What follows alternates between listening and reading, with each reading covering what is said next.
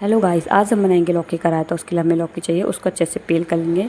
पील करने के बाद हम उसे कद्दूकस कर लेंगे।